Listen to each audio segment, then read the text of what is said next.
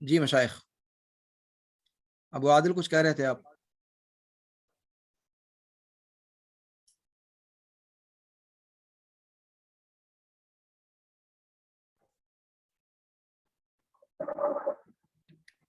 جی ابو عادل کچھ کہہ رہے تھے آپ؟ جی شیخ، سوال میرا یہ تھا شیخ، جی جیسے آپ نے کہا کہ الحی القیوم یہ اللہ تعالیٰ کے اسم اعظم ہیں، جی جی تو شیخ اور آپ نے یہ بھی کہا کہ ان کے وسیلے سے اگر کوئی دعا کی جائے تو اللہ تعالیٰ اس دعا کو قبول کرتے ہیں، اس پر حدیثیں بھی دلالت کرتی ہیں۔ جی جی تو سوال یہ ہے کہ شیخ قرآن کریم میں اللہ تعالیٰ نے بیان فرمایا ہے کہ قال الذی عنده علم من الکتاب، حضرت سلیمان علیہ الصلوۃ والسلام کے واقعے کے ذکر میں، جی جی تو جس آدمی نے ملکہ سبا کے عرش کو لایا تھا، اس کے بارے میں بعض مفسرین نے جیسے امام بغوی اور خاص طور سے معاصر مفسرین میں امام سعدی رحمۃ اللہ علیہ نے اس بات کو ذکر کیا ہے کہ اس نے اسم اعظم یعنی الحی القیوم کے وسیلے سے وہ چیز حاصل کی تھی۔ تو اس بارے میں آپ کی کیا تعلیق ہے شیخ محترم؟ جی اس حوالے سے جو تفسیر کے اندر باتیں جو مختلف کہی گئی ہیں، آپ بھی جانتے ہیں کہ مطلب اس سلسلے میں مختلف اقوال ذکر کیے گئے ہیں اور الگ الگ قسم کی باتیں کہی گئی ہیں۔ اس میں یہ بات بھی ذکر کی گئی ہے کہ اسم اعظم جانتا تھا وہ، اور اسم اعظم کے ذریعے ہی سے اس نے دعا کی تھی، اور اسی کی وجہ سے وہ کیا نام ہے جنوں کے مقابلے میں بھی وہ فوقیت لے گیا، اور پلک جھپکنے کے فترے میں وہ چیز وہاں پر آ گئی۔ تو یہ چیز ذکر کی جاتی ہے، جی ہاں۔ لیکن اب چونکہ یہ سب چیزیں مطلب جو تفصیلات ہیں وہ بہت زیادہ مطلب ان پر اعتماد نہیں کیا جا سکتا، اس لیے کہ وہ سابقہ شریعتوں کا معاملہ ہے، اور ان کے بارے میں جو تفصیلات مروی ہیں وہ تفصیلات اتنے یقین کے ساتھ ہم ان کو نہیں کہہ سکتے کہ اس میں کیا معاملہ ہے، اللہ ہی جانتا ہے۔ اور ایک مسئلہ یہ بھی ہے کہ بعض لوگوں نے اس پر یہ شوشہ بھی تو اٹھایا ہے۔ میں آپ کو میوٹ کرتا ہوں اس لیے کہ شور کی آواز آ رہی ہے۔ جی ہاں، تو یہ کہہ رہا تھا کہ اس میں یہ بھی بات کہی گئی ہے کہ اگر یہ مان لیتے ہیں تو پھر اس میں ایک پریشانی یہ بھی آتی ہے کہ صاحب سلیمان علیہ الصلوۃ والسلام اپنے وقت کے سب سے مطلب معظم اور سب سے زیادہ علم رکھنے والے شخص تھے، تو ان کے دربار میں کوئی ایسا بھی تھا جو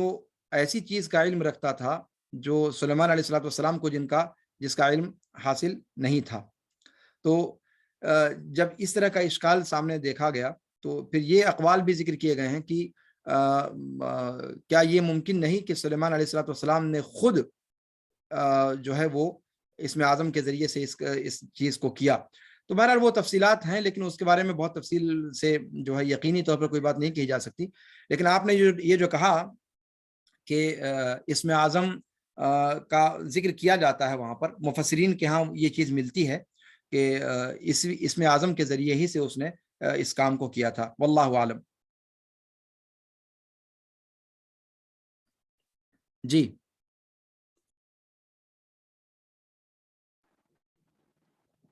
ہاں السلام علیکم شیخ، کہہ رہا ہوں کہ جیسے اللہ تعالیٰ کا نام الحی القیوم ہے، تو ہم دیکھتے ہیں کہ بہت سارے لوگ اگر کسی کا نام عبد الحی عبد القیوم ہے تو اس کو حی اور قیوم کے نام سے بلاتے ہیں، حی کہہ کر کے قیوم کہہ کر کے، تو یہ بلانا کہاں تک درست ہے شیخ؟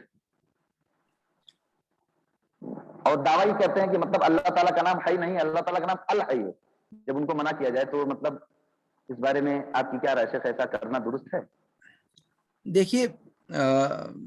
جہاں تک اپنے عادات کا مسئلہ ہے، ہمارے ہاں اس قسم کی عادت پائی جاتی ہے، اور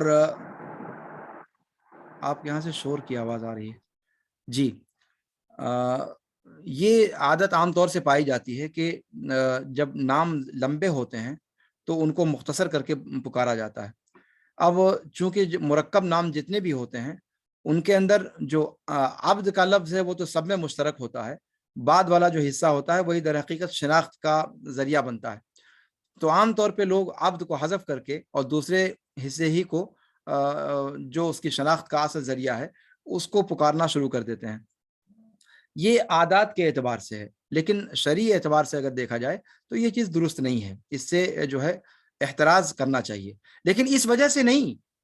جو آپ نے ذکر کیا، جو تفریق آپ نے ذکر کی، یہ تفریق کوئی تفریق ہی نہیں ہے. حی اور الحی کیا مطلب ہوتا ہے؟ اگر آپ کا مقصود یہ ہے کہ مخلوق حی ہے اور اللہ تعالیٰ الحی ہے، تو یہ تفریق خانہ ساز تفریق ہے جس نے بھی یہ تفریق کی ہے.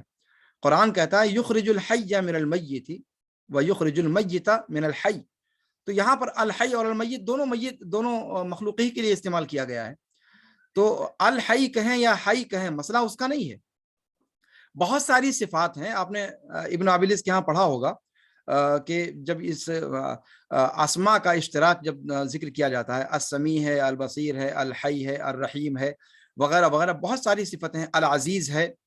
تو بہت ساری بہت سارے اسماء اور بہت سارے صفات ایسے ہیں جو اللہ رب العالمین نے اپنے لیے بھی استعمال کیے ہیں اور مخلوق کے لیے بھی خود اللہ ہی نے استعمال کیا ہے.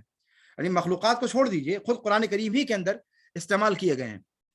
تو مسئلہ ان چیزوں کا نہیں ہے، لیکن یہ کہ اگر عبد الحی میں الحی کہہ کر کے بھی آپ پکاریں، تب بھی ظاہر سی بات ہے الحی اس کا نام نہیں رکھا گیا ہے، بلکہ الحی کا بندہ، یعنی وہاں جو الحی مراد ہے وہ اللہ رب العالمین کا اسم ہے. تو الحی کہنا گرچہ اس کو درست ہے، لیکن عبد الحی میں نام جس یعنی تعبد کا پہلو جس اسم کے ذریعے سے رکھا گیا ہے وہ مخلوق والا حی نہیں ہے. تو پریشانی یہاں سے آ رہی ہے، نہ کہ الحی مطلق کہنے کی وجہ سے. الحی مطلق کہنے میں کوئی حرج کی بات نہیں ہے. عبد العزیز کو آپ عزیز کہیں یہ سمجھ کر کے کہ مخلوق کو بھی عزیز کہا جاتا ہے تو کوئی حرج کی بات نہیں ہے. رحیم اللہ رب العالمین نے اپنا نام رکھا ہے اور اللہ کے رسول صلی اللہ علیہ وسلم کو بھی کہا ہے، رؤوف کہا ہے، رحیم کہا ہے. لقد جاءکم رسول من انفسکم عزیز علیہ ما عنتم حریص علیکم بالمؤمنین رؤوف الرحیم. تو یہ ساری رؤوف ہے، رحیم ہے، یہ ساری صفتیں اللہ رب العالمین نے مخلوق کے لیے، اللہ کے رسول صلی اللہ علیہ وسلم کے لیے استعمال فرمائی ہیں. تو عبد الرؤوف کو رؤوف کہنا، عبد الرحیم کو رحیم کہنا، اس اعتبار سے ہم اس کو غلط نہیں کہتے کہ مطلب یہ صفتیں بندوں کے لیے ثابت نہیں ہیں یا بندوں کو کہا نہیں جا سکتا.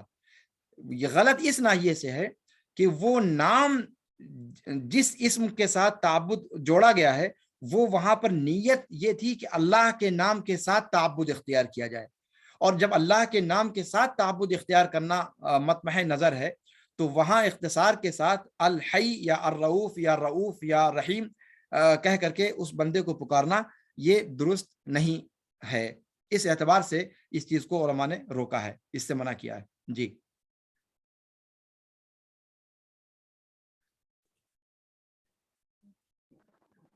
شیخ محترم، جیسے جہنم اللہ تعالیٰ کی مخلوق ہے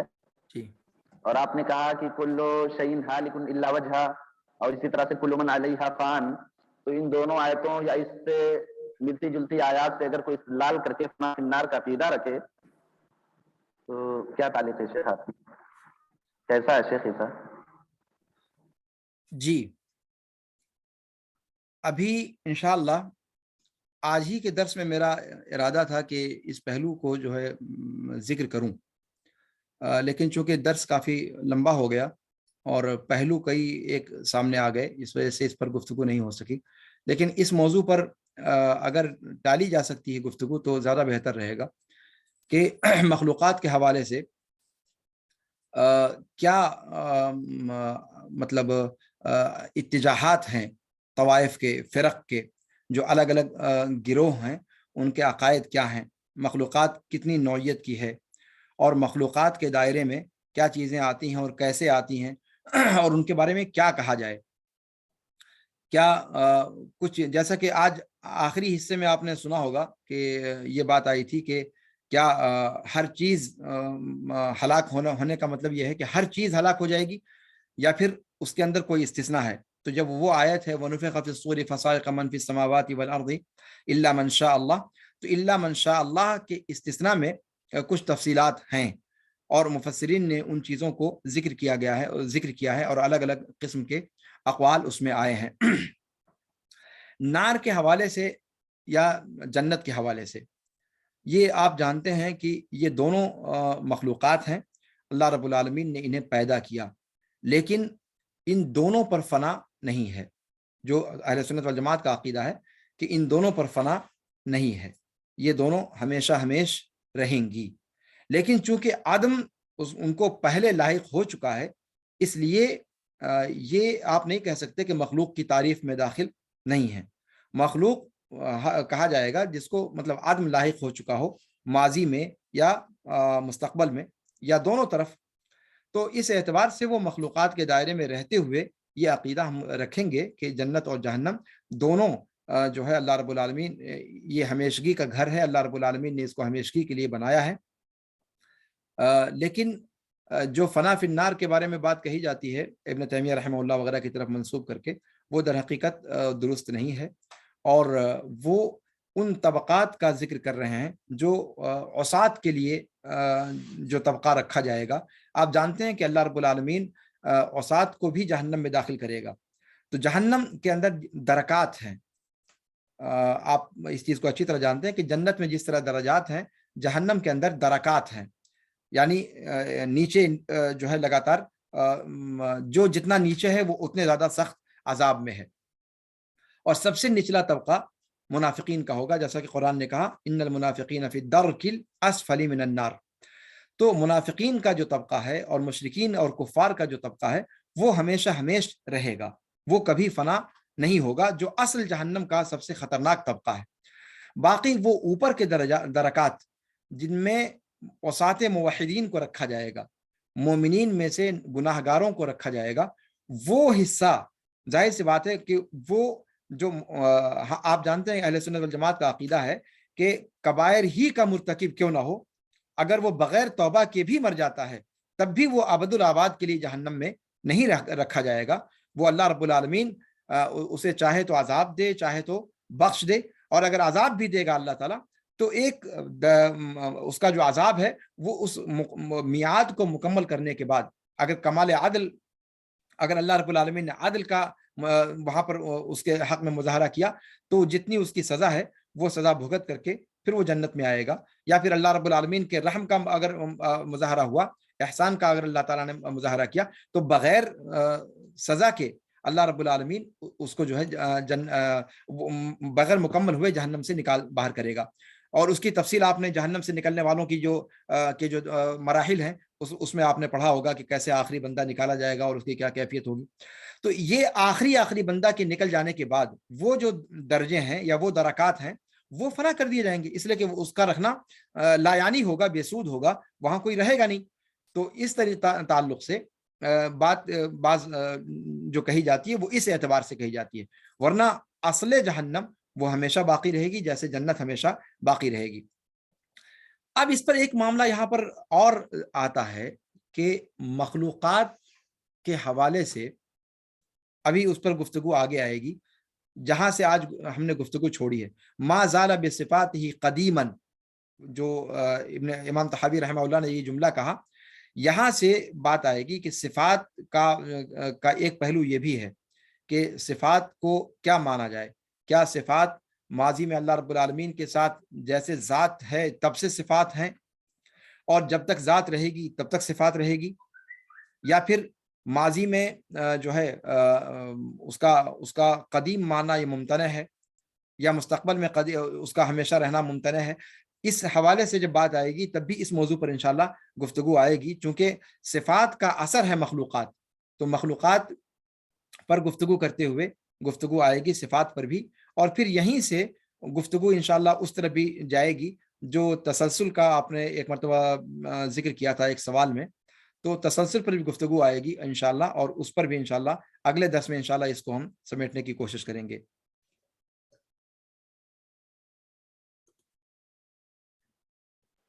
شیخ ایک سوال اور تھا جی شیخ، آپ نے پچھلے دروس میں اکثر یہ بات کہی ہے کہ اہل السنہ والجماعہ کا، ہمارے سلف کا، خاص طور سے قرون مفضلہ کا آپ نے ذکر کیا کہ ان کا مطلب عقیدے کے معاملے میں اختلاف کبھی نہیں رہا، ہمیشہ فقہی مسائل میں اختلاف ہوا ہے، اصول میں سب کا اتفاق تھا۔ لیکن شیخ بعض مسائل ہم اسے دیکھتے ہیں، جیسے پیارے نبی صلی اللہ علیہ وسلم نے اللہ تعالیٰ کو دیکھا کہ نہیں دیکھا، اس میں حضرت عائشہ اور ابن عباس رضی اللہ تعالیٰ عنہ کا اختلاف مشہور ہے۔ اسی طرح سے لفظی بالقرآن کا جو مسئلہ ہے، امام بخاری رحمۃ اللہ علیہ اس کو کہتے تھے لفظی بالقرآن مخلوق، اور احمد بن حنبل نے اس کو کہا من قال ھذا فهو مبتدع۔ اسی طرح سے صفات کے بارے میں ہمارے اسلاف نے بھی بہت ساری تعویلات کی ہیں، چاہے معاصر محدثین میں ہوں جیسے عبد الرحمن مبارک پوری رحمۃ اللہ وغیرہ، اور بہت سارے لوگ صفات کے بارے میں بھی تعویلات मातुरिदिया के मनहज पर हैं, बात सिफात के बारे में, तो शेख इख्तलाफात हैं ना? या इसी तरह से अगर अबू हनीफा रहमतुल्लाह अलैह को हम सलफ मानते हैं जैसा कि आपने कहा, तो वो भी हमारे सलफ हैं और इख्तलाफ है, तो क्या तवजीह है शेख आपकी? इख्तलाफ से यहाँ मुराद क्या है? जी जी,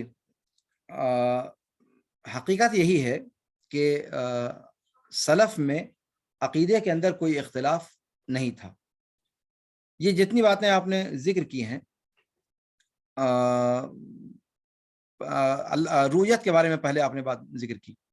रूयत के मसले में जो आयशा रज़ियल्लाहु तआला अन्हा का और सहाबे किराम का जो इख्तिलाफ था, या और जो पहले इस पर गुफ्तगू कर ली जाए, तो यहाँ रूयत का इख्तिलाफ इसलिए नहीं था कि अल्लाह के रसूल ये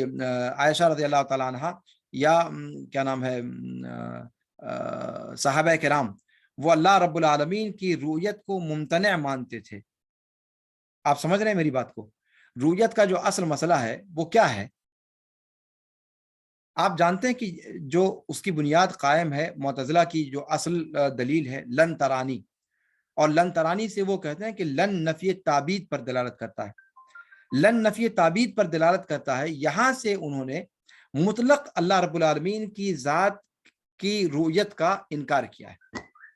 अल्लाह रब्बुल आलमीन की रूयत का इनकार किया। ये असल मसला है कि क्या अल्लाह रब्बुल आलमीन की ज़ात का दीदार होगा या नहीं होगा। आयशा रज़ियल्लाहु तआला अन्हा ने क्या इसका इख्तिलाफ किया था? किसी एक सहाबी से बता दीजिए कि जिन्होंने अल्लाह रब्बुल आलमीन के दीदार का इनकार किया हो। आयशा रज़ियल्लाहु तआला अन्हा का जो मामला था कि इस दुनिया में मुमकिन है या नहीं मुमकिन है, और इस दुनिया में वो वाकया पेश आया था या नहीं आया था, इस हवाले से उनका इख्तिलाफ था। असले सिफत का इनकार उन्होंने नहीं किया था। वो तो अहादीस के अंदर सराहत के साथ साबित है, मुत्तफ़क़ अलैह रिवायतें मौजूद हैं कि मोमिनीन अल्लाह रब्बुल आलमीन का दीदार करेंगे। बाज़ रिवायतों में शम्स को जैसे देखते हो, या कमर को, बदर को जैसे देखते हो, लैलतुल बद्र, इन्नकुम सतरौना रब्बकुम वाली रिवायत, उसके अंदर कहा कि जैसे तुम कमर को देखते हो लैलतुल बद्र में, या इसी तरीके से सूरज को देखते हो, ला तुदाम्मूना ला तुदारूना, वो अल्फाज भी वारिद हुए हैं। तो उनमें तो सलफ का किसी एक बंदे का कोई इख्तिलाफ नहीं है। तो असल मसला ये है, वहां जो इख्तिलाफ है कि अल्लाह के रसूल सल्लल्लाहु अलैहि वसल्लम ने देखा या नहीं देखा, मसला इस वाक़े का इस बात या इनकार है। रुयत का कि अल्लाह रब्बुल आलमीन को देखा नहीं जा सकता, न इस दुनिया में न उस दुनिया में, जैसा कि अहले बिदात का अकीदा है, क्या ये अकीदा किसी का था? तो उसूल में इख्तिलाफ का मतलब ये है, वहां अल्लाह के रसूल सल्लल्लाहु अलैहि वसल्लम के साथ वो चीज पेश आई या नहीं आई, इसका इनकार उन्होंने किया था, न कि वो असले सिफत का अल्लाह रब्बुल आलमीन की जात से इनकार कर रही हैं, हाशा वकल्ला। दूसरी बात जो लफ्जी बिल कुरान मखलूक की बात है, लफ्जी बिल कुरान मखलूक असलन ये बहुत बाद का मामला है, और मैंने आपसे कहा था कि ये चीज़ जो है सहाबा किराम रिज़वानुल्लाहि अलैहिम अजमईन और क्या नाम है खैरुल कुरून के अंदर वो चीज़ें मौजूद नहीं थी। और लफ्जी बिल कुरान मखलूक के अंदर भी जो कहा है किसी ने, तो उसकी आप जानते हैं कि तौजीह की गई है कि इससे मुराद क्या है। ये लफ्ज मुबहम है। बाद लोगों ने कहा कि इससे मुराद ये है कि मेरा जो तलफ़ुज़ है कुरान का, ये मखलूक है। तो इसमें क्या शक है भाई? इंसान जो बोल रहा है वो कारे का अमल है, कारे का अपना फेल है, तो वो मखलूक है, इसमें तो कोई दो राय नहीं है। लेकिन जिस चीज की तिलावत हो रही है वो मखलूक नहीं है, असल मसला ये है। तो लफ्जी बिल कुरान मखलूक की ये जुमला मुबहम है और इसकी तौजीह अलग अलग तरीके पर की गई है, और आप इस चीज को अच्छी तरीके से जानते हैं। तो असल मसला ये है कि अकीदे के मसाइल में वाक़तन कोई इख्तिलाफ नहीं है। और बात रह गई इमाम अबू हनीफा रहमहुल्लाह की। इमाम अबू हनीफा रहमहुल्लाह के ताल्लुक से जो बातें कही गई हैं वो क्या नाम है, जाहिर सी बात है ये सहाबा के दौर का वाक़या नहीं है। असल बात जो कहेगी कि सहाबा के दरमियान या सलफ के दरमियान इमाम अबू हनीफा रहमहुल्लाह के अंदर हकीकत में जो पहलू है, तो उस पहलू को जिक्र किया गया और उससे लोग खामोश नहीं हैं। वहाँ पर किसी ने खामोशी इख्तियार नहीं की, और अगर खामोशी इख्तियार की होती तो पहले ही दर्स से हम लोग इस पर गुफ्तगू न कर रहे होते। تو امام ابو حنیفہ رحمہ اللہ کے ہاں ارجا کا جو معاملہ ہے ایمان کے باب میں، وہ چیز جو ہے وہ قابل نقد ہے اور اس پر لوگوں نے نقد کیا ہے۔ تو سلف جب ہم کہتے ہیں تو سلف کے اندر یہ آپ کہہ سکتے ہیں کہ ایک استثنائی شکل ہے کہ اس جزوی اس میں جو ہے وہ اختلاف منقول ہے، لیکن یہ کہ صحابہ اور تابعین کے عمومی طور پر، اسی لیے میں نے آپ سے یہ بات کہی تھی کہ جب سلف کا ذکر کرتے ہیں متقدمین تو عام طور پر امام ابو حنیفہ کو اس میں شامل نہیں کرتے، گرچہ بحیثیت مجموعی یہ شامل ہیں اس کے اندر، لیکن چونکہ کسی نہ کسی طور پر تھوڑا سا ایک حرف ان کے اوپر آتا ہے بعض جزویات میں، تو اس لیے جب ائمہ سلف کہا جاتا ہے تو اس میں امام مالک کو، امام شافعی کو، امام احمد بن حنبل کو، امام اوزاعی کو، امام ثوری کو، امام وکیع کو اور دوسرے ائمہ کو، عبداللہ بن مبارک کو وغیرہ وغیرہ کو ذکر کرتے ہیں، لیکن امام ابو حنیفہ رحمہ اللہ کا نام بیچ میں سے نکال دیا جاتا ہے۔ تو یہ چیز ہے۔ تو ورنہ یہ کہ جہاں تک بات صحابہ کرام کی ہے اور تابعین اعظام کی ہے، ان کے ہاں عقیدے کے مسئلے میں واقعتاً کوئی اختلاف سرے سے نہیں ہے۔ جی، میرا خیال ہے کہ اب وقت بھی زیادہ ہو چکا ہے اور اسی پر اکتفا کیا جائے، اس میں کہ ویسے بھی دیکھیے سوال جواب کا فترہ اتنا لمبا نہیں کرنا چاہیے کہ اور بقیہ اخوان کو پریشانی ہو، بقیہ جو لوگ شریک ہیں، اور مجھے لگتا ہے کہ آج وقت بھی زیادہ ہو گیا ہے، تو اسی پر اکتفا کیا جائے۔ تھا کوئی اور سوال آپ کا؟ جی شیخ، ایک سوال یہی تھا میرا شیخ، چھوٹا سا ہے کہ مطلب جو عقیدے کے معاملے میں مسلم امت جو انحرافات کا شکار ہوئی ہے، اس کا اہم سبب کیا ہے شیخ؟ عقیدے کے معاملے میں انحراف کا اصلی سبب؟